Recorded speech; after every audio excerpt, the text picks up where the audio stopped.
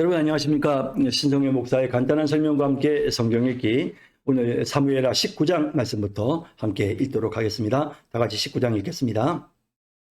어떤 사람이 요압에게 아뢰되 왕이 압살롬을 위하여 울며 슬퍼하시나이다 하니 왕이 그 아들을 위하여 슬퍼한다 함이 그날의 백성들에게 들리매 그날의 승리가 모든 백성에게 슬픔이 된지라. 그날의 백성들이 싸움에 쫓겨 부끄러워 도망함 같이 가만히 성읍으로 들어가니라. 왕이 그의 얼굴을 가리고 큰 소리로 부르되 내 아들 압살롬아 압살롬아 내 아들아 내 아들아 하니 요압이 집에 들어가서 왕께 말씀드리되 왕께서 오늘 왕의 생명과 왕의 자녀의 생명과 처척과 비빈들의 생명을 구원한 모든 부하들의 얼굴을 부끄럽게 하시니 이는 왕께서 미워하는 자는 사랑하시며 사랑하는 자는 미워하시고 오늘 지휘관들과 부하들을 멸시하심을 나타내심이라. 오늘 내가 깨달으니 만일 압살롬이 살고 오늘 우리가 다 죽었다면 왕이 마땅히 여기실 뻔하였나이다. 이제 곧 일어나 나가 왕의 부하들의 마음을 위로하여 말씀하옵소서. 내가 여호와를 두고 맹세하옵나니 왕이 만일 나가지 아니하시면 오늘 밤에 한 사람도 왕과 함께 머물지 아니할지라. 그리하면 그 화가 왕이 젊었을 때보다 지금까지 당하신 모든 화보다 더욱 심하리이다 하니 왕이 일어나 성문에 앉음에 어떤 사람이 모든 백성에게 말하되 왕이 문에 앉아 계신다 하니 모든 백성이 왕 앞으로 나아오니라. 이스라엘은 이미 각기 장막으로 도망하였더라. 이스라엘 모든 지파 백성들이 변론하여 이르되 왕이 우리를 원수의 손에서 구원하여 내셨고 또 우리를 블레셋 사람들의 손에서 구원하셨으나 이제 압살롬을 피하여 그 땅에서 나가셨고 우리가 기름을 부어 우리를 다스리게 한 압살롬은 싸움에서 죽었거늘 이제 너희가 어찌하여 왕을 도로 모셔올 일에 잠잠하고 있느냐 하니 니라. 다윗 왕이 사독과 아비아달 두 제사장에게 소식을 전하여 이르되 너희는 유다 장로들에게 말하여 이르기를 왕의 말씀이 온 이스라엘이 왕을 왕궁으로 도로 모셔오자 하는 말이 왕께 들렸거늘 너희는 어찌하여 왕을 궁으로 모시는 일에 나중이 되느냐. 너희는 내 형제여 내 골육이거늘 너희는 어찌하여 왕을 도로 모셔오는 일에 나중이 되리요 하셨다 하고 너희는 또 아마사에게 이르기를 너는 내 골육이 아니냐. 내가 요압을 이어서 항상 내 앞에서 지휘관이 되지 아니하면 하나님이 내게 벌 위에 벌을 내리시기를 바라노라 하셨다 하라 하여 모든 유다 사람들의 마음을 하나같이 기울게 하며 그들이 왕께 전가를 보내어 이르되 당신께서는 모든 부하들과 더불어 돌아오소서 한지라. 왕이 돌아와 요단의 이름에 유다 족속이 왕을 맞아 요단을 건너가게 하려고 길갈로 오니라.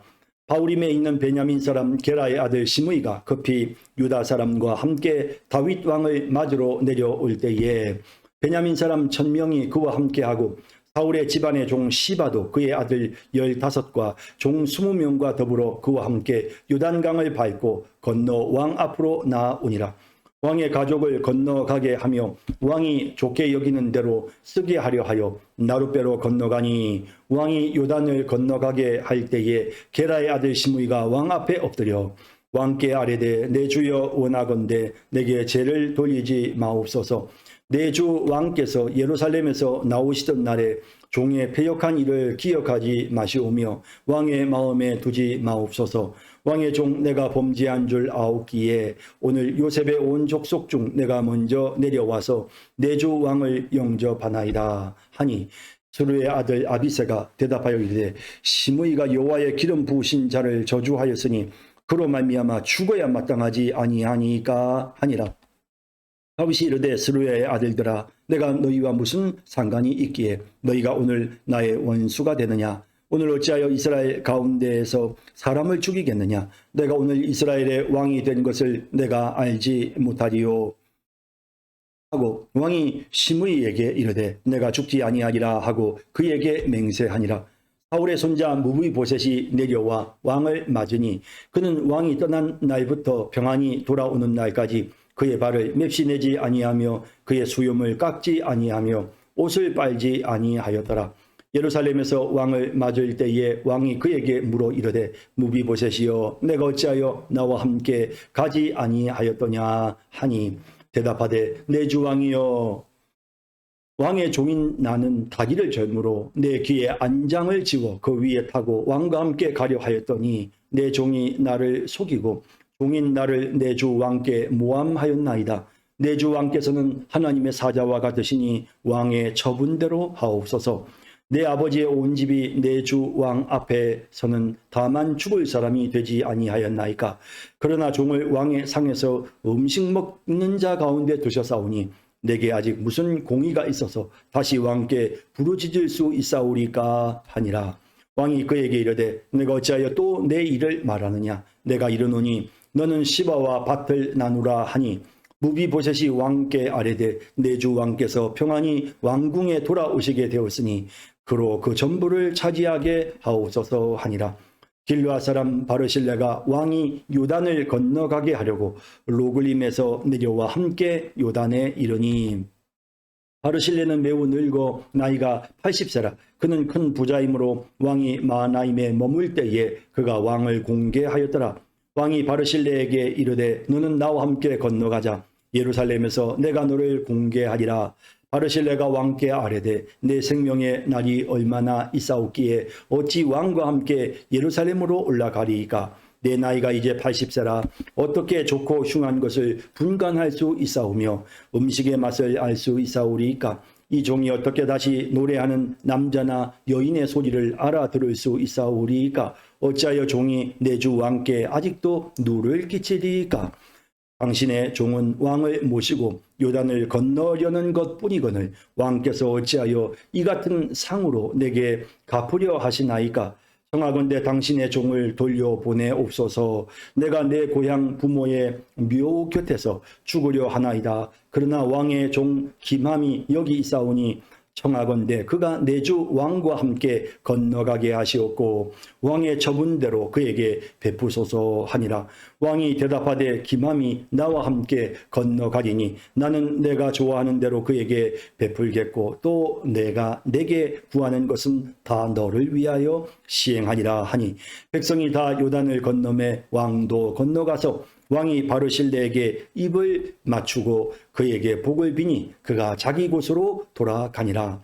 왕이 길갈로 건너오고 김함도 함께 건너오니 온 유다 백성과 이스라엘 백성의 절반이나 왕과 함께 건너니라.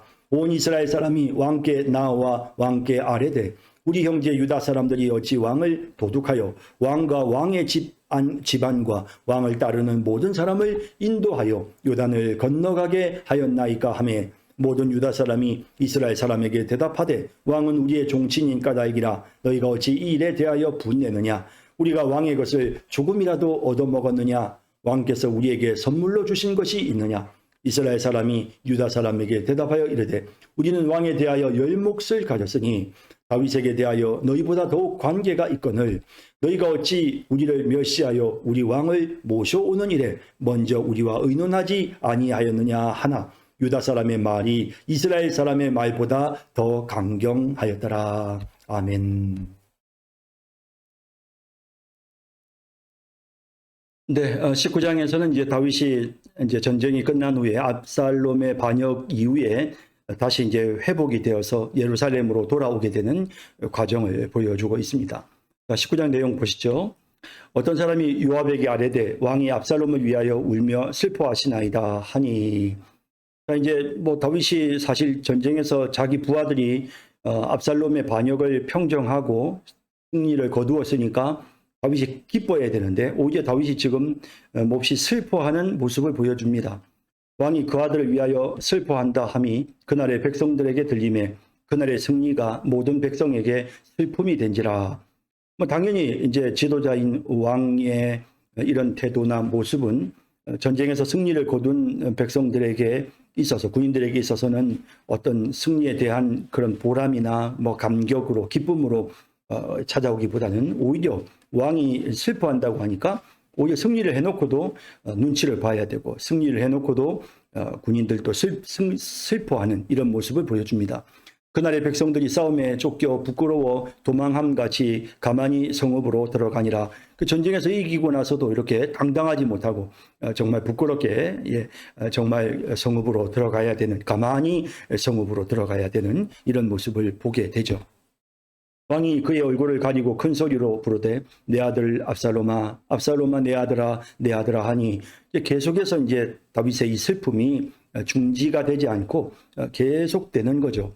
요압이 집에 들어가서 왕께 말씀드리되, 자 이제 요압은 이제 상당히 이제 좀 뭐 다윗 앞에 좀 이렇게 말할 수 있는 그런 위치가 되는 인물이죠. 거기에다가 뭐 또 사실 압살롬을 죽인 사람도 사실 요압이고 뭐 다윗이 어찌 보면 굉장히 정에 끌리고 또 굉장히 사람을 사랑으로 이렇게 돌보는 반면에 요압은 훨씬 더 공의로운 사람이죠.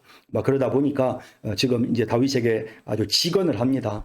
요압이 집에 들어가서 왕께 말씀드리되 왕께서 오늘 왕의 생명과 왕의 자녀의 생명과 처척과 비빈들의 생명을 구원한 모든 부하들의 얼굴을 부끄럽게 하시니, 사실은 다윗을 위해서 싸웠잖아요. 그리고 승리를 거두었는데 오히려 부끄럽단 말이죠. 이제 지금 이 상황이 이렇다는 것을 지금 요압이 다윗에게 설명합니다.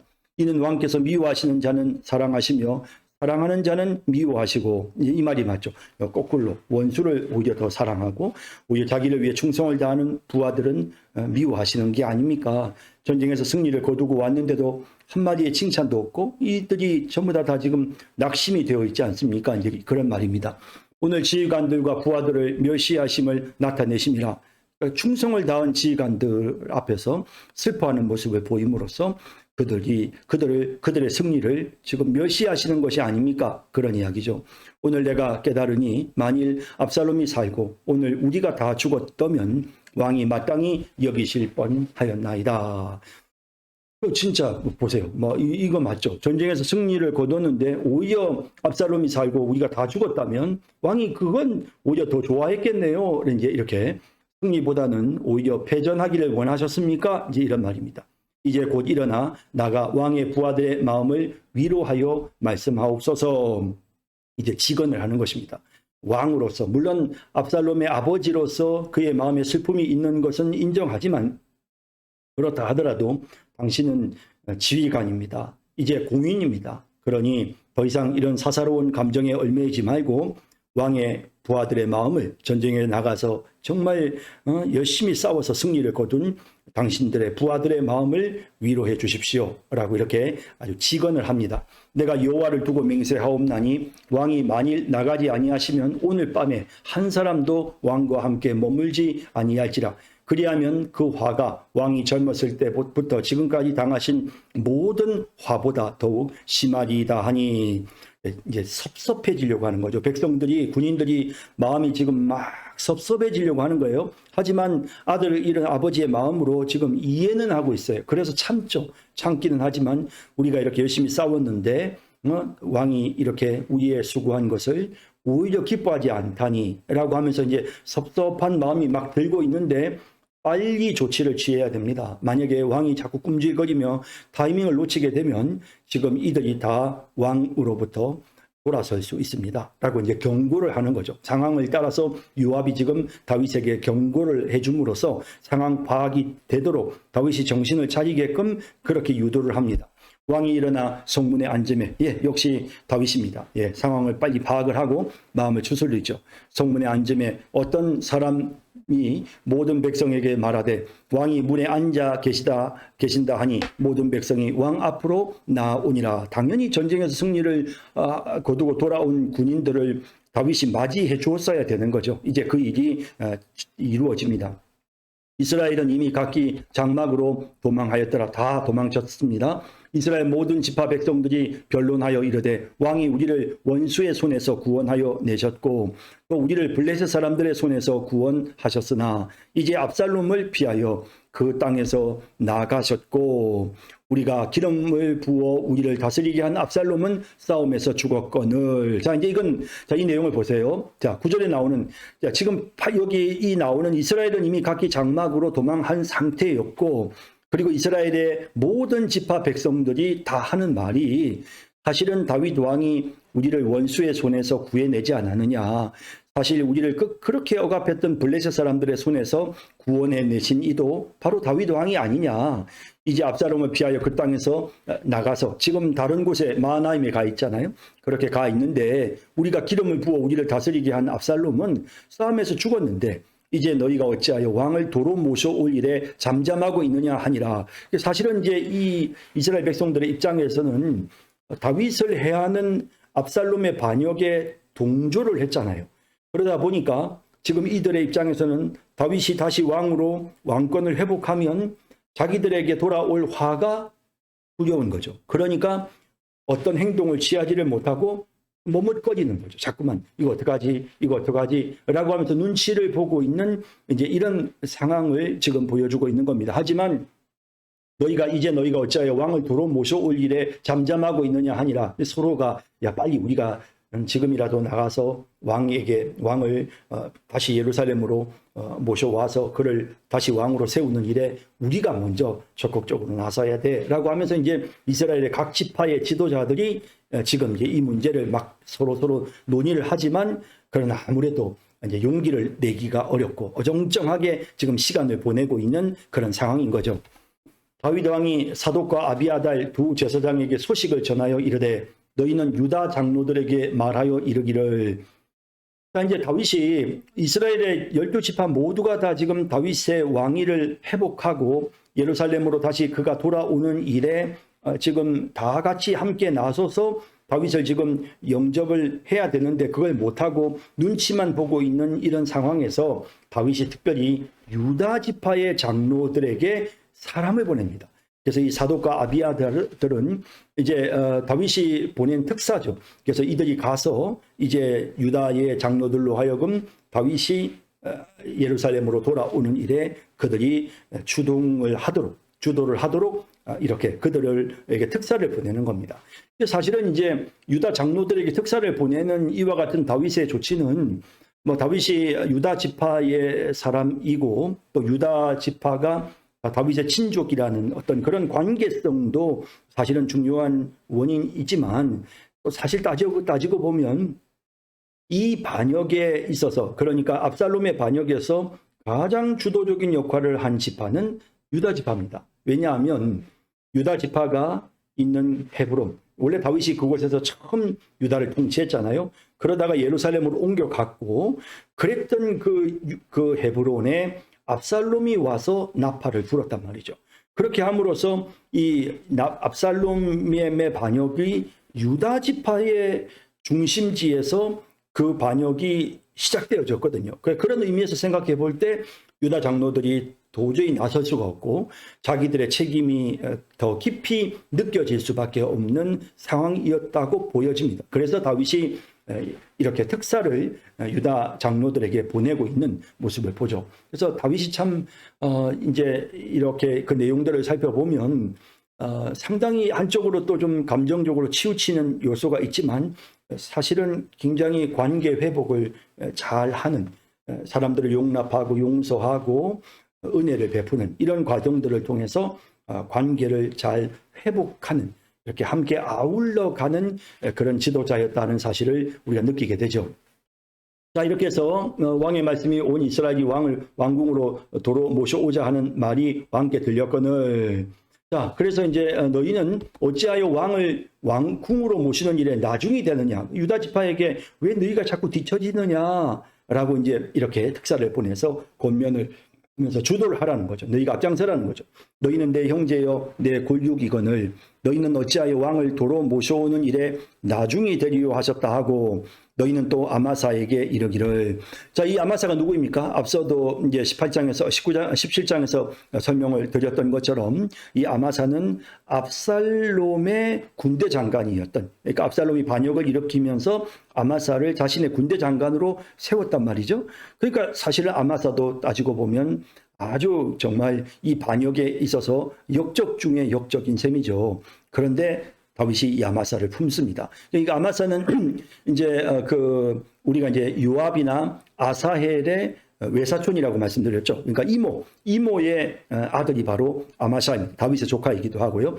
그래서 이제 다윗이 이제 아마사에게 이렇게 말합니다. 너희는 또 아마사에게 이르기를 너는 내 골육이 아니냐. 내가 요압을 이어서 항상 내 앞에서 지휘관이 되지 아니하면 하나님이 내게 벌 위에 벌을 내리시기를 바라노라 하셨다 하여. 자, 그러니까 이제 그를 이렇게 세워주는 것이죠. 그래서 이제 내 앞에서 너는 지휘관이 될 것이다. 요압을 이어서 너는 내 앞에 군대 장관이 되고 지휘관이 될 것이다. 내가 하나님 앞에서 내가 분명히 약속한다. 내가 너를 역적으로 생각하고 보복하는 것이 아니고 내가 너를 세워주겠다라고 함으로써 이제 아마샤에게 용기를 북돋아 주고, 이 아마샤가 유다 지파의 장로들을 이끌고 이제 다윗을 모시는 일에 주동을 할 수 있게끔, 앞장서게끔 그렇게 하는 것입니다.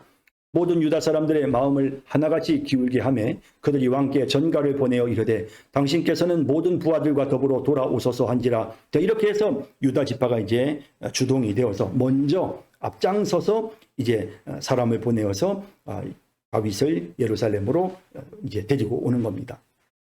왕이 돌아와 요단의 이름에, 자 이제 이러한 유다 지파의 요청에 따라서 움직입니다. 왕이 돌아와 요단의 이름에 유다 족속이 왕을 맞아 요단을 건너가게 하려고 길갈로 오니라. 먼저 이제 유다 지파가 앞장을 서는 거죠. 자, 드디어 이제 금유한양합니다. 뭐 사실 쫓겨갈 때만 해도 진짜 뭐 돌아올 기약이 없었고 비참한 상태로 눈물을 흘리며 머리를 감싸고 그리고 맨발로 그리고 정말 울면서 걸어갔던 그 길을 이제 다윗이 다시 왕위를 회복하고 돌아옵니다. 자, 뭐 여러 사람들이 다윗에게 함부로 했던 사람들이 걱정이 많이 됐겠죠. 특히 이제 이 시므이가 제일 걱정이 됐을 겁니다. 바울임에 있는 베냐민 사람 게라의 아들 시므이가 급히 유다 사람과 함께 다윗 왕을 맞으러 내려올 때에 이 시므이가 이제 다윗이 가는 걸 보고는 이 사악한 자여 가거라 가거라 하면서 다윗과 그 부하들을 향해서 돌멩이를 던지고 흙을 날렸던 인물이 바로 시므이잖아요. 자기가 이제 그런 짓을 저질러 놓고 나서는 이제는 자기가 죽었다고 생각하는 거죠. 그러니까 이제 뭐 방법이 있습니까? 어디 도망갈 때는 마땅치 않고 무조건 다윗 왕에게 살려달라고 꿇어 엎드리는 거죠. 그래서 이제 특히나 제일 이제 좋은 찬스가 다윗이 막 돌아오는 그 상황에서 그냥 제일 먼저 앞장서서 가서 이제 무릎 꿇는 겁니다. 시므이가 급히 유다 사람과 함께 다윗 왕을 맞으러 내려올 때에 베냐민 사람 1000명이 그와 함께하고 사울 집안의 종 시바도 그의 아들 15과 종 20명과 더불어 그와 함께하여 요단강을 밟고 건너 왕 앞으로 나오니라. 이 사람들이 다 이제 베냐민 지파 사람들이죠. 아까 시므이도 그렇고 여기 사울 집안의 종 시바도 사실 무비보셋의 재산을 관리하고 있었는데 다윗에게 먹을 걸 제공하고 그리고는 무비보셋을 음해했던 그런 인물이죠. 그런데 어쨌든 뭐 시바는 보면 참 이렇게 결정적인 타이밍을 잘 잡습니다. 그래서 중요한 딱 시기, 정말 자기가 나서야 될 시기에 딱 나서서 다윗의 환심을 사고 또 다윗에게 필요한 것들을 조치를 취하는 이런 모습을 보여줍니다. 요단강을 밟고 건너 왕 앞으로 나오니라. 왕의 가족을 건너가게 하며 왕이 좋게 여기는 대로 쓰게 하려 하여 나룻배로 건너가니 왕이 요단을 건너가게 할 때에 게라의 아들 시므이가 왕 앞에 엎드려. 자, 이제 제일 처음 시므이가 왕 앞에 엎드리는 거 당연하죠. 뭐 이제 살아야 되니까. 왕께 아뢰되 내 주여 원하건대 내게 죄를 돌리지 마옵소서. 내 주 왕께서 예루살렘에서 나오시던 날에 종의 패역한 일을 기억하지 마시오며 왕의 마음에 두지 마옵소서. 자비를 베풀어 달라라고 이렇게 말하는 겁니다. 지은 죄를 생각하면 당장 죽여야 되는데 지금 와서 막 꿇어 엎드려서 무조건 살려달라고 비는 겁니다. 왕의 종 내가 범죄한 줄 아옵기에 오늘 요셉의 온 족속 중 내가 먼저 내려와서 내 주 왕을 영접하나이다. 내가 제일 먼저, 그래서 요셉 족속 중에서 내가 제일 먼저 와서 지금 왕을 영접합니다. 이제 이렇게 말해요. 그러니까 참 뭐 약삭 빠르고 상황 파악이 빠르고 이제 이것만이 자신의 살 길이다라고 생각하는 거죠. 지금 이 시점에서 이것만이 자신의 살 길이다 생각하고는 가서 막 꿇어 엎드려서 이제 살려달라는 겁니다. 스루의 아들 아비새가 대답하여 이르되, 자 이제 뭐 아비새 요압의 동생이죠. 뭐 둘 다 성격이 급하고 굉장히 폭력적인 사람이니까요. 그래서 처음에도 이제 시므이 죽여버리겠다고 했던 인물이죠. 스루의 아들 아비새가 대답하여 이르되 시므이가 여호와의 기름 부으신 자를 저주하였으니 그로 말미암아 죽어야 마땅하지 아니하니까 하니라. 뭐 사실 아비새 말이 틀린 거는 아닙니다. 막 공의대로 저놈은 당장 죽여 없애버려야 됩니다 라고 이렇게 말을 하는 거고요. 또 사실 시므이도 죽을 죄를 지었다는 걸 알기 때문에 와서 지금 살려달라고 꿇어 엎드려 있는 이런 상황이죠. 자, 다윗이 어떤 태도를 취할까요? 사실 시므이가 와서 저주할 때 하나님께서 그렇게 하라고 하셨다. 그 배후에 하나님의 손이 있다라고 말하면서 오히려 아벨세를 책망했던 다윗이 아니었습니까? 그렇기 때문에 그는 그 배후에 하나님의 역사하심이 있음을 바라보면서 시므이를 용서해 주기로 하죠. 다윗이 이르되 스루의 아들들아 내가 너희와 무슨 상관이 있기에 너희가 오늘 나의 원수가 되느냐. 그러니까 나의 원수가 된다는 이런 표현은 왜 내 뜻에 맞지 않는 일들을 너희가 하려고 하느냐. 네가 왜 그 사람 죽이려고 하느냐 이 말이죠. 오늘 어찌하여 이스라엘 가운데서 사람을 죽이겠느냐. 사실 굉장히 좋은 날이죠. 이제는 전쟁터에서 돌아오는 이 좋은 날, 이제 뭐 반역자를 처단하려고 치면은 뭐 얼마나 많은 사람들이 죽어야 되겠습니까? 뭐 시므이를 시작으로 해서 뭐 유다 지파에 뭐 또 아마샤를 비롯해서 이스라엘의 각 지파에 뭐 하여튼 이 다윗을 치는 일에 주동했던 모든 인물들은 다 끝장입니다. 그죠? 그런 상황에서 첫날부터 이렇게 시므이의 목을 베는 일은 옳지 않다는 것입니다. 그래서 내가 어찌하여 이스라엘 가운데 사람을 죽이겠느냐? 내가 오늘 이스라엘의 왕이 된 것을 내가 알지 못하리요. 그래서 내가 왕이 되었고 하나님이 나를 다시 이렇게 세워서 은혜를 입혀주셨는데 내가 은혜를 베풀어야지 어찌 내가 사람을 심판하겠느냐라는 말을 하는 것입니다. 하고 왕이 시므이에게 이르되 내가 죽지 아니하리라 하고 그에게 맹세하니라. 사울의 손자 무비보셋이 내려와 왕을 맞으니 자 무비보셋이 나타났습니다. 무비보셋. 자 이제 어떻게 될까요? 시바가 와서 무비보셋을 모함했죠. 그러면서 무비보셋이 마치 반역에 쫓겨난 다윗이 잘된 것처럼 그렇게 좋아했다고 그렇게 말을 했는데 사울의 손자 무비보셋이 내려와 왕을 맞으니 그는 왕이 떠난 날부터 평안히 돌아오는 날까지 그의 발을 맵시내지 아니하며 그의 수염을 깎지 아니하며 옷을 빨지 아니하였더라. 사실 이제 무비보셋이 사울에 대한 은혜를 사실은 기억하면서 이렇게 행동을 한 거죠. 예루살렘에서 와서 왕을 맞을 때 왕이 그에게 물어 이르되 무비보셋이여 내가 어찌하여 나와 함께 가지 아니하였더냐 하니 사실은 왕과 함께 식탁에서 밥 먹는 이들은 다 같이 함께 간 거죠. 왕자들도 다 같이 갔고요. 그러니 무비보셋도 당연히 함께 다윗과 식사하는 식탁에 참여하는 자로서 당연히 다윗을 따라갔었어야 하는 거죠. 이건 아주 중요한 문제인 겁니다. 그런데 그가 따라가지 않은 것은 분명히 잘못이죠. 대답하되 내 주 왕이여 왕의 종인 나는 다리를 절므로 내 나귀의 안장을 지워 그 위에 타고 왕과 함께 가려 하였더니 내 종이 나를 속이고 종인 나를 내 주 왕께 모함하였나이다. 이렇게 이제 표현을 이야기를 하는 겁니다. 그래서 사실은 내가 가려고 했는데 이렇게 시바가 나를 속이고 그리고 이제 왕께 나를 이렇게 모함했습니다라고 이야기를 하는 거죠. 하지만 내 주 왕께서는 하나님의 사자와 같으시니 왕의 처분대로 하옵소서. 그러니까 이제 이 모든 것이 다 왕의 처분대로 해주십시오. 그러니까 뭐 이 왕의 처분이라는 말은 시바의 재산을 사울의 모든 재산을 시바에게 다 넘겨줘 버렸단 말이죠. 그죠? 다 넘겨줬단 말이에요. 그래서 하나님의 사자 왕의 처분대로 해 주십시오. 이건 사실은 모함입니다. 라는 이제 이런 이야기를 하는 거죠. 내 아버지의 온 집이 내 주 왕 앞에서는 다만 죽을 사람이 되지 아니하였나이까. 사실 이 말이 맞죠. 이제 사울의 집안은 사실은 반역자의 집안이 된 셈이고요. 사울 왕은 다윗을 죽이려고 했으니까. 그리고 또 이제 이 시므이처럼 이 베냐민 지파 사람들이 다윗이 쫓겨나가고 할 때 압살롬을 동조하는 이런 모습들을 보이고 다윗이 쫓겨나는 걸 오히려 좋아하고 뭐 이후에 어쨌든 무비보셋은 다윗과 함께하지 못했고 뭐 이런 여러 가지 상황에서 사실 뭐 아무것도 다윗에게 요구할 수 있는 게 없죠. 그래서 내 아버지 온 집이 내 주 왕 앞에서는 다만 죽을 사람이 되지 아니하였나이까. 그러나 종을 왕의 상에서 음식 먹는 자 가운데 두셨사오니 나 같은 사람이 뭐 죽을 자이지만 왕이 나를 이렇게 음식을 왕의 밥상에서 함께 먹을 수 있는 이런 지위를 내게 주셨습니다.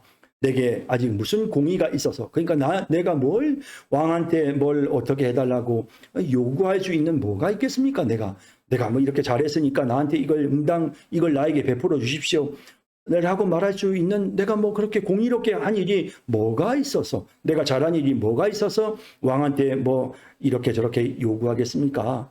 내가 다시 왕께 부르짖을 수 있사오리까 라고 그렇게 이제 말을 하게 되는 것이죠. 왕이 그에게 이르되 내가 어찌하여 또 내 일을 말하느냐. 어찌하여 내 일을, 막 이런 집안의 사소한 재산 문제 이런 거에 왜 나를 개입시키느냐. 이제 이런 말이죠. 내가 이르노니 너는 시바와 밭을 나누라 하니. 어쨌든 시바는 분명히 다윗에게 결정적으로 도움을 주었던 인물이 맞아요. 그죠? 어쨌든 힘들고 어려운 시기에 아무것도 갖고 나오지 못할 때 먹을 것을 준비해서 가지고 나온 시바는 얼마나 다윗에게 큰 기쁨이 됐겠습니까? 이런 점을 생각해서 시바와 밭을 나누라라고 말합니다. 무비보셋이 왕께 아뢰되 내 주 왕께서 평안히 왕궁에 돌아오시게 되었으니 그로 그 전부를 차지하게 하옵소서 하니라. 무비보셋의 입장에서는 욕심낼 게 없죠. 다윗 왕에게 늘 은총을 입고 살아왔고 하니까 나 바라는 게 없습니다. 라고 이렇게 표현을 하면서 다 그냥 그에게 전부를 차지하게 하십시오. 라고 이제 이렇게 무비보셋이 이야기를 하는.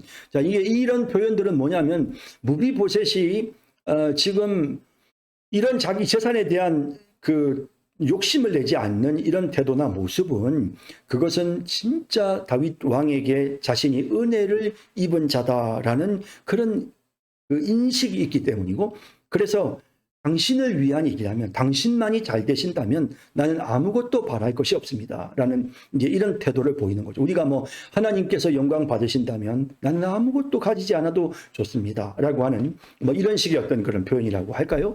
무비보셋이 다윗에 대한 충성의 모습을 보여주고 있습니다. 길라 사람 바르실레가 왕이 요단을 건너가게 하려고 로굴림에서 내려와 함께 요단에 이르니. 자, 이제 이 사람은 다윗이 그 마하나임에 이제 피난 갔을 때 바르실레가 다윗에게 먹을 것을 가지고 와서 다윗을 공양하고 섬겼던 그런 인물이 바로 바르실레죠. 정말 다윗이 어려울 때에 최선을 다해서 도왔던 인물이 바로 바르실레입니다. 바르실레가 왕이 요단을 건너가게 하려고 로글림에서 내려와 함께 요단에 이르니. 바르실레는 매우 늙어 나이가 80세라 그는 큰 부자이므로 왕이 마하나임에 머물 때에 그가 왕을 공개하였더라. 자, 은혜를 입은 다윗이요 그 은혜를 갚으려고 해요. 왕이 바르실레에게 이르되 너는 나와 함께 건너가자. 예루살렘에서 내가 너를 공개하리라. 네가 나를 섬겨준 것처럼 내가 이제는 너를 섬겨주겠다. 은혜를 입었기 때문에 보답하고자 하는 다윗의 모습을 볼 수 있습니다. 바르실레가 왕께 아뢰되 내 생명의 날이 얼마나 있사옵기에 어찌 왕과 함께 예루살렘으로 올라가리까. 내 나이가 이제 80세라 어떻게 좋고 흉한 것을 분간할 수 있사오며 음식의 맛을 알 수 있사오리까.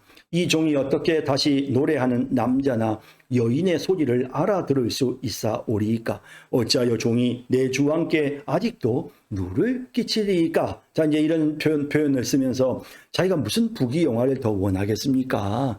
나는 원하는 것이 아무것도 없습니다 라는 이제 그런 내 나이에 이 나이에 제가 무엇을 원하겠습니까 라는 그런 겸손한 표현입니다.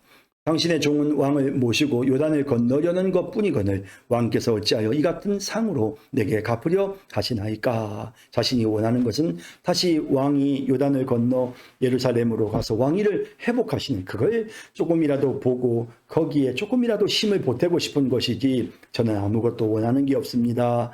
참 이렇게 말하죠. 이런 걸 보면 참 다윗의 주변에 참 좋은 사람들이 너무 많은 거죠. 그럴 수밖에 없는 것이 다윗이 늘 은혜를 베풀며 살았기 때문에 이렇게 은혜를 입는 것입니다. 청하건대 당신의 종을 돌려보내옵소서. 내가 내 고향 부모의 묘 곁에서 죽으려 하나이다. 그러나 왕의 종 김함이 여기 있사오니 청하건대 그가 내 주 왕과 함께 건너가게 하시옵고 왕의 처분대로 그에게 베푸소서 하니라. 굳이 바르실레를 다윗이 데리고 가려고 하니까 그러시다면 나는 그냥 내 고향에서 편히 노후를 보내겠습니다. 그러니 내 아들을 키워주십시오 라고 요청을 하죠. 왕이 대답하되 김함이 나와 함께 건너가리니 나는 내가 좋아하는 대로 그에게 베풀겠고. 그래서 정말 네가 원하는 대로 내가 그에게 베풀 것이다. 또 내가 내게 구하는 것은 다 너를 위하여 내가 시행하리라 하니라. 그래서 다른 사람이 아니고 바르실레 너를 위해서 네가 무언가를 요구한다면 내가 다 들어줄게. 왜냐하면 너무도 다윗이 그 어려운 시기에 바르실레에게 큰 위로를 받았고 큰 도움을 입었던 것이죠. 그래서 그 은혜에 보답하고자 하는 다윗의 모습을 보게 됩니다. 백성이 다 요단을 건너매 왕도 건너가서 왕이 바르실레에게 입을 맞추고 그에게 복을 비니 그가 자기 곳으로 돌아가니라. 그에게 복을 비니 그가 자기 곳으로 돌아가니라. 자, 이렇게 해서 이제 바르실레는 돌아갔고요. 왕이 길갈로 건너오고 기맘도 함께 건너오니 온 유다 백성과 이스라엘 백성의 절반이나 왕과 함께 건너니라. 온 이스라엘이 다 나왔습니다. 혹시라도 이 일에 또 다시 이제 왕 눈밖에 나지 않으려고 또 자기들이 한 일이 있으니까 또 두렵기도 했겠죠. 온 이스라엘 사람이 왕께 나와 왕께 아뢰되 우리 형제 유다 사람들이 어찌 왕을 도둑하여 왕과 왕의 집 안과 왕을 따르는 모든 사람을 인도하여 요단을 건너가게 하였나이까 하매, 사실은 이제 이스라엘 백성들이 서로 미적거리면서 제대로 빨리 행동을 취하지 못했기 때문에 다윗이 이제 이 유다 지파에 자기가 이렇게 특사를 보내가지고 그래가지고 그들로 하여금 앞장서게 했던 거죠.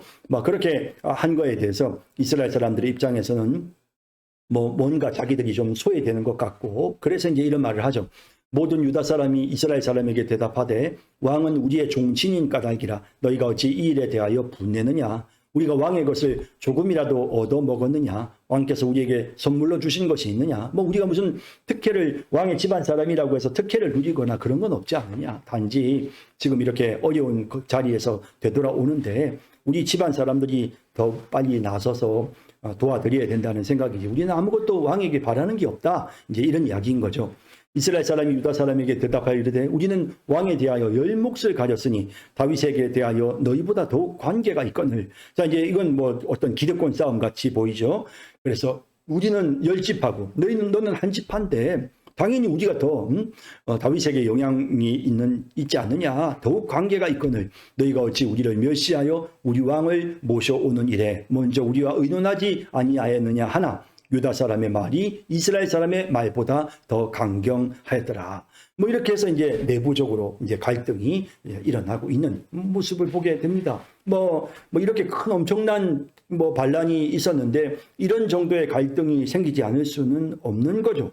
어쨌든 그래서 이런 갈등이 일어나고 있는 모습을 보게 됩니다. 자, 그다음 어떻게 되는지 볼까요? 자, 20장.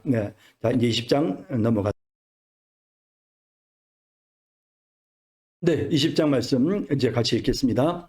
마침 거기에 불량배 하나가 있으니 그의 이름은 세바인데 베냐민 사람 비그리의 아들이었더라. 그가 나팔을 불며 이르되 우리는 다윗과 나눌 분깃이 없으며 이새의 아들에게서 받을 유산이 우리에게 없도다. 이스라엘아 각각 장막으로 돌아가라 하매 이에 온 이스라엘 사람들이 다윗 따르기를 그치고 올라가 비그리의 아들 세바를 따르나 유다 사람들은 그들의 왕과 합하여 요단에서 예루살렘까지 따르니라. 다윗이 예루살렘 본궁에 이르러 전에 머물러 왕궁을 지키게 한 후궁 10명을 잡아 별실에 가두고 먹을 것만 주고 그들에게 관계하지 아니하니 그들이 죽는 날까지 갇혀서 생과부로 지내니라. 왕이 아마사에게 이르되 너는 나를 위하여 3일 내로 유다 사람을 큰 소리로 불러 모으고 너도 여기 있으라 하니라. 아마사가 유다 사람을 모으러 가더니 왕이 정한 기일에 지체된지라. 다윗이 이에 아비새에게 이르되 이제 비그리의 아들 세바가 압살롬보다 우리를 더 헤아리니 너는 내 주의 부하들을 데리고 그의 뒤를 쫓아가라. 그가 견고한 성읍에 들어가 우리들을 피할까 염려하노라 하매 요압을 따르는 자들과 그렛 사람들과 블렛 사람들과 모든 용사들이 다 아비새를 따라 비그리의 아들 세바를 뒤쫓으려고 예루살렘에서 나와 기브온 큰 바위 곁에 이름에 아마사가 맞으러 오니 그때 요압이 군복을 입고 띠를 띠고 칼집에 꽂은 칼을 허리에 맸는데 그가 나아갈 때에 칼이 빠져 떨어졌더라. 요압이 아마사에게 이르되 내 형은 평안하냐 하며 오른손으로 아마사의 수염을 잡고 그와 입을 맞추는 채 하매 아마사가 요압의 손에 있는 칼은 주의하지 아니한지라. 요압이 칼로 그의 배를 찌르매 그의 창자가 땅에 쏟아지니 그를 다시 치지 아니하여도 죽으니라. 요압과 그의 동생 아비새가 비그리의 아들 세바를 뒤쫓을세 요압의 청년 중 하나가 아마샤 곁에 서서 이르되 요압을 좋아하는 자가 누구며 요압을 따라 다윗을 위하는 자가 누구냐 하니 아마사가 길 가운데 피 속에 놓여 있는지라. 그 청년이 모든 백성이 서 있는 것을 보고 아마사를 큰 길에서부터 밭으로 옮겼으나 거기에 이르는 자도 다 멈추어 서는 것을 보고 옷을 그 위에 덮으니라. 아마사를 큰 길에서 옮겨가매 사람들이 다 요압을 따라 비그리의 아들 세바를 뒤쫓아 가니라. 세바가 이스라엘 모든 지파 가운데 두루 다녀서 아벨과 벳마가와 베림 온 땅에 이르니 그 무리도 다 모여 그를 따르더라. 이에 그들이 벳마가 아벨로 가서 세바를 애우고 그 성읍을 향한 지역 언덕 위에 토성을 쌓고 요압과 함께 한 모든 백성이 성벽을 쳐서 헐고자 하더니 그 성읍에서 지혜로운 여인 한 사람이 외쳐 이르되 들을지어다 들을지어다 청하건대 너희는 요압에게 이르기를 이리로 가까이 오라 내가 내게 말하려 하노라 한다 하라. 요압이 그 여인에게 가까이 가니 여인이 이르되 당신이 요압이니까 하니 대답하되 그러하다 하니라.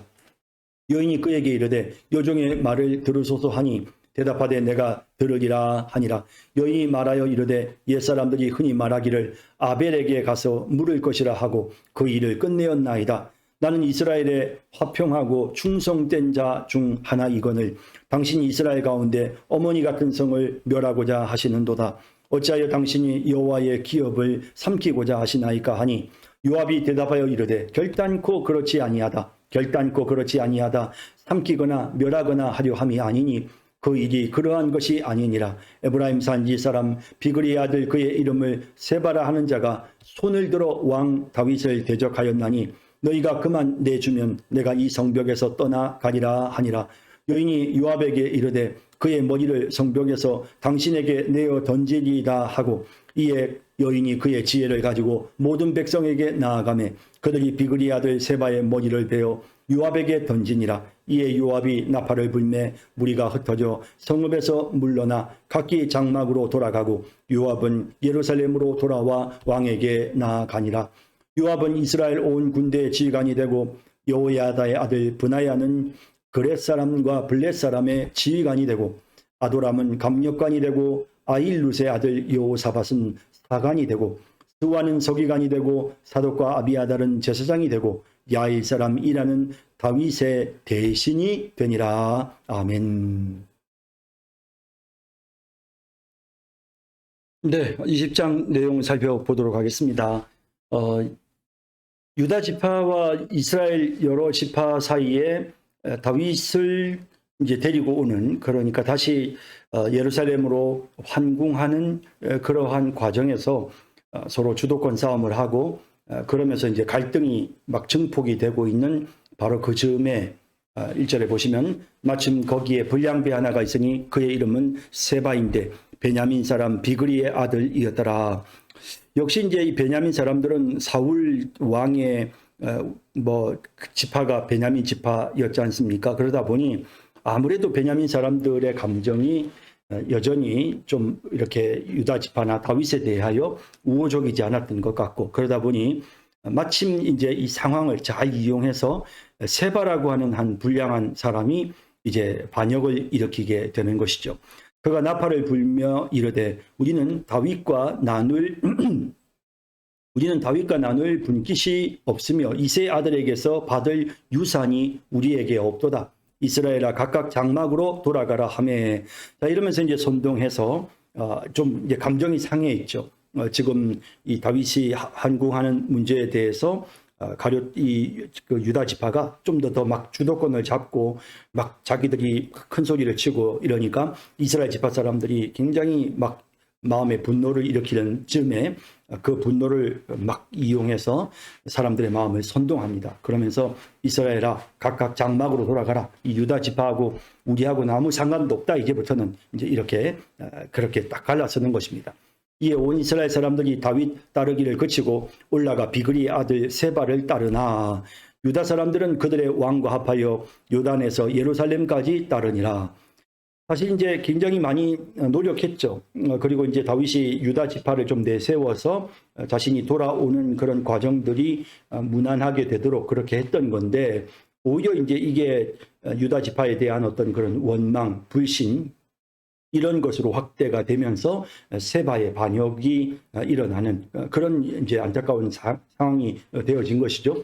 사실 유다 지파는 이 압살롬의 반역에 있어서 가장 큰 책임이 있는 지파임에도 불구하고 오히려 이렇게 지금 상황이 좀 완전히 역전이 되어져서 다윗 편에 서고 또 그게 오히려 또 이렇게 이스라엘의 반감을 사는 이런 상황이 되어졌습니다. 다윗이 예루살렘 본궁에 이르러 전에 머물러 왕궁을 지키게 한 후궁 10명을 잡아 별실에 가두고 먹을 것만 주고 그들에게 관계하지 아니하니 그들이 죽는 날까지 갇혀서 생과부로 지내니라. 이제 고대 관습에는 이제 이런 일을 겪게 되면 후궁들을 다 죽이죠. 반역을 일으킨 쿠데타를 일으킨 인물에 의해서 더럽혀졌기 때문에 다 죽이는 뭐 고대 관습은 그랬지 않겠습니까? 그런데 이제 그렇게 하지 않고 다윗은 이 여인들을 별실에 가두고 먹을 것만 주고 그들을 혼자 살게 했습니다. 뭐 이런 과정들이 어찌 보면 다윗에게 있어서는 항상 자신의 잘못을, 자신이 저지른 죄가 얼마나 무서운 결과를 가져다 주었는지를 늘 이렇게 기억나게 하는 그런 어떤 그 도구로서 그 항상 궁 옆에 이렇게 별실에 있도록 그렇게 하였던 것이죠. 왕이 아마사에게 이르되 너는 나를 위하여 3일 내로 유다 사람을 큰 소리로 불러 모으고. 다윗 왕이 이제 사실 압살롬의 반역에 주도적인 역할을 했던 이 아마샤, 다윗의 조카이긴 하지만 요압이나 아사엘의 입장에서는 아마사가 못마땅하죠. 그런데 다윗 왕이 아마사를 이제 주도적으로 유다 지파를 이끄는 그런 지도자로서 아마사에게 주도적인 역할을 맡깁니다. 그러면서 이제 유다 사람들 군대를 소집을 해서 지금 이제 이 세바의 반란을 진압을 해야 되니까요. 빨리 이제 서둘러서 3일 안에 유다 사람을 다 불러 모으라라고 명령을 내립니다. 너는 나를 위하여 3일 내로 유다 사람을 큰 소리로 불러 모으고 너도 여기 있으라 하니라. 아마사가 유다 사람을 모으러 가더니 왕이 정한 길에 지체되니라. 사흘 안에 모으라고 했는데 아마샤가 그 일을 못하죠. 사실은 이제 이게 군대 조직이라는 게 참 그렇지 않습니까? 전쟁을 해야 되는데 그 시점에 정확하게 이렇게 그 전모를 해서 숫자가 채워져야 되는데 이게 모집을 제대로 못하는 거죠. 뭐 이건 아마사의 어떤 그런 어떤 업무 수행에 있어서의 약간의 무능. 어쨌든 그가 장수로서 자신의 책임을 다하지 못한 경우가 되고 말았습니다. 만약에 아마사가 정한 길에 모아와서 정리의 군대를 이루어서 세바를 뒤쫓았다면 어쩌면 요압에 의해서 죽는 일은 일어나지도 않았을 것입니다. 아마샤가 제대로 잘 군대를 모집을 못했기 때문에 다른 대안을 찾을 수밖에 없었고 다윗이 이에 아비새에게 이르되, 아비새는 이제 요압의 동생이죠. 그래서 수루의 아들들 중에 하나였던 아비새 장군에게 이르되 이제 비그리 아들 세바가 압살롬보다 우리를 더 헤아리니 너는 내 주의 부하들을 데리고 그의 뒤를 쫓아가라. 그가 견고한 성읍에 들어가 우리들을 피할까 염려하노라 하매.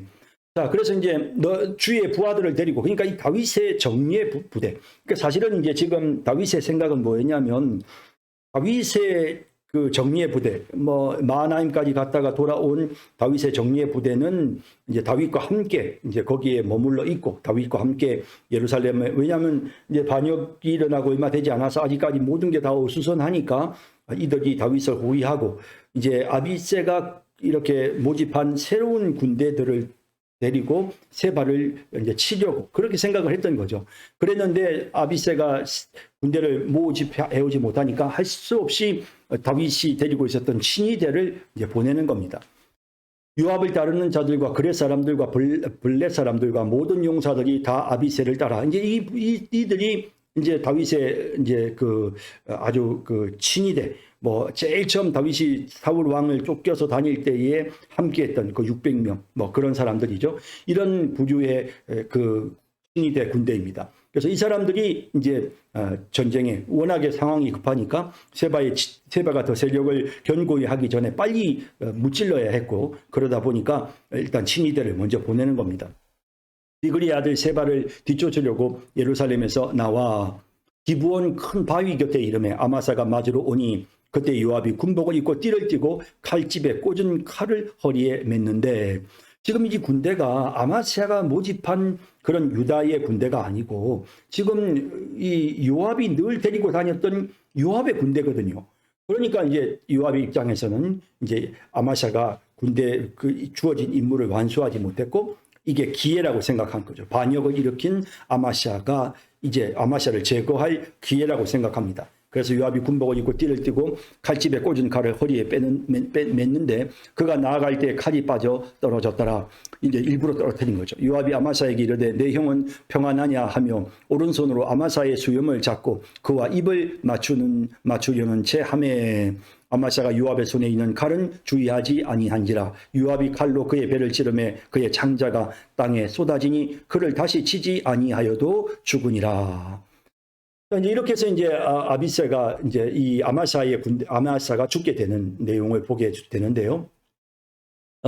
사실 이제 지금 이 요압이 이제 이 압살롬의 반역을 평정하는 과정에서 압살롬을 죽이고 그러면서 이제 사실은 또 다윗이 막 이제 좌절해가지고 막 슬퍼할 때에 가서 다윗에게 가서 큰 소리 치고 그러면서 이제 요압이 상당히 이렇게 그 세력이 강해진 거죠. 요압의 힘이.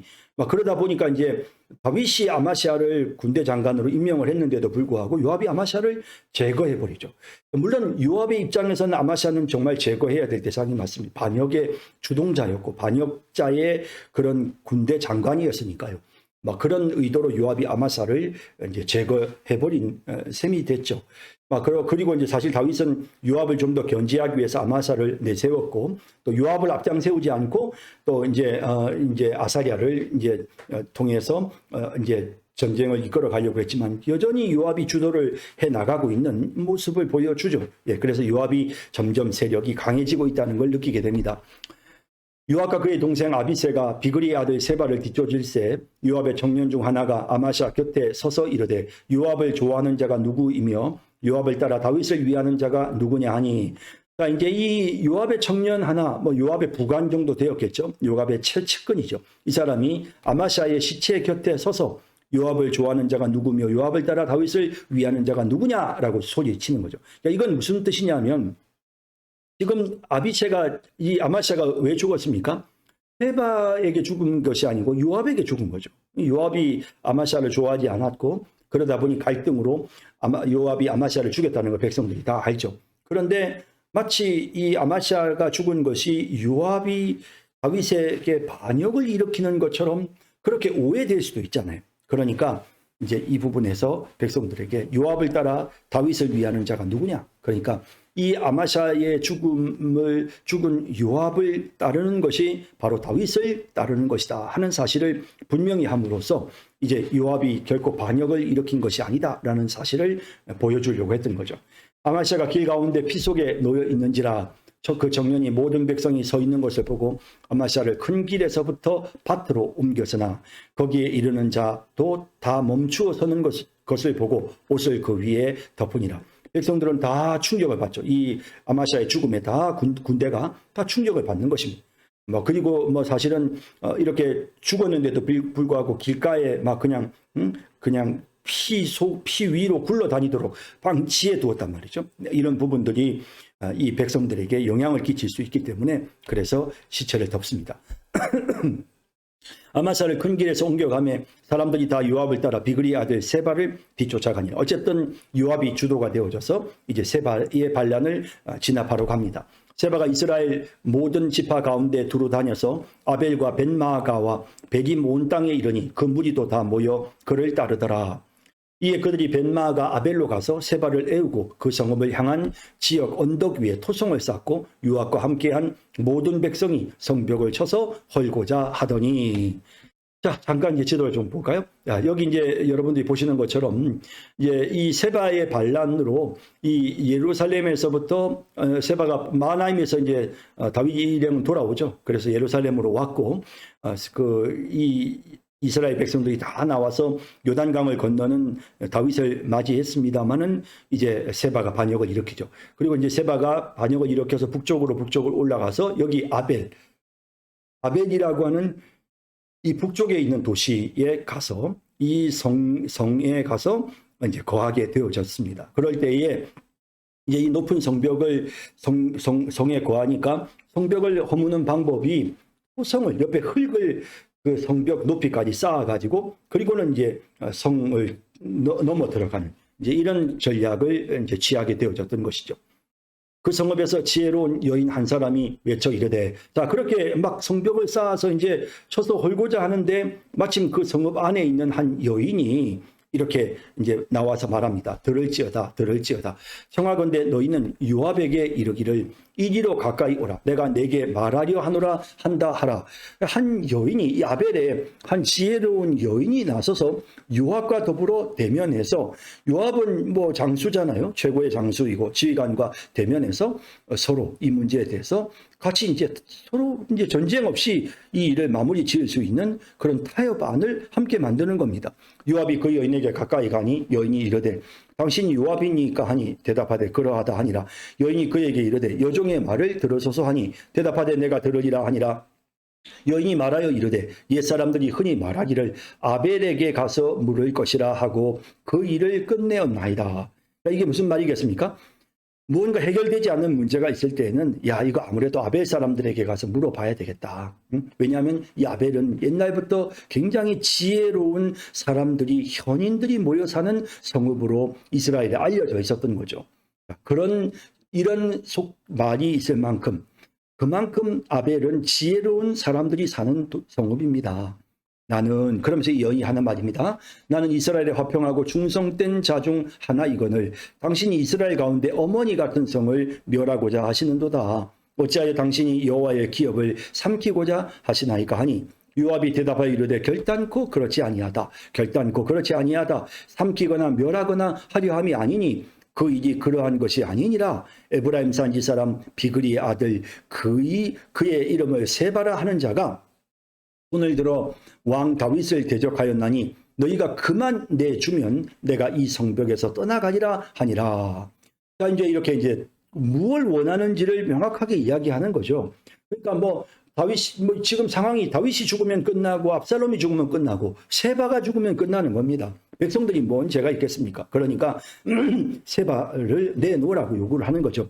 여인이 요압에게 이르되 그의 머리를 성벽에서 당신에게 내어 던지리이다 하고 이에 여인이 그의 지혜를 가지고 모든 백성에게 나아가매 그들이 비그리의 아들 세바의 머리를 베어 요압에게 던지니라. 이에 요압이 나팔을 불매 무리가 흩어져 성읍에서 물러나 각기 장막으로 돌아가고 요압은 예루살렘으로 돌아와 왕에게 나아가니라. 자, 이렇게 해서 이제 전쟁이 평정이 되고 압살롬으로부터 시작되어졌던 그 모든 쿠데타가 이제는 완전히 다 진압이 되어지는, 또 북쪽과 남쪽이 유다와 다른 이스라엘 지파들이 서로 나누어질 그런 위기의 상황이었지만 세바의 그 반란을 진압함으로써 다시 평화의 시대가 오게 되는 이런 과정을 보게 됩니다. 자, 다윗의 관리들이 쭉 나오는데요. 요압은 이스라엘 온 군대의 지휘관이 되고, 자, 요압이 어쨌든 본인의 능력으로 다윗은 원치 않았지만 온 군대의 지휘관이 됐습니다. 여호야다의 아들 브나야는 그렛 사람과 블렛 사람의 지휘관이 되고, 아도람은 감력관이 되고, 아일룻의 아들 여호사밧은 사관이 되고, 스와는 서기관이 되고, 사독과 아비아달은 제사장이 되고, 야일 사람 이라는 다윗의 대신이 되니라. 자, 이렇게 해서 이제 각자 이렇게 다윗을 호위하는 그런 여러 그 직분자들, 신하들의 모습을 언급을 하면서 20장이 마무리가 됩니다. 이렇게 해서 이제 정말 그야말로 다윗의 시대에 다윗이 12장에서 밧세바를 범하는 그런 범죄를 저지르죠. 그 범죄 이후에 찾아왔던 그런 여러 가지 힘든 고난의 상황들이 이제 여기에 와서 비로소 이제 마무리가 되는 그런 모습을 보게 되는 것입니다. 오늘 수고 많으셨고요. 여기까지 하겠습니다. 여러분 안녕히 계십시오. 다음 시간에 뵙겠습니다.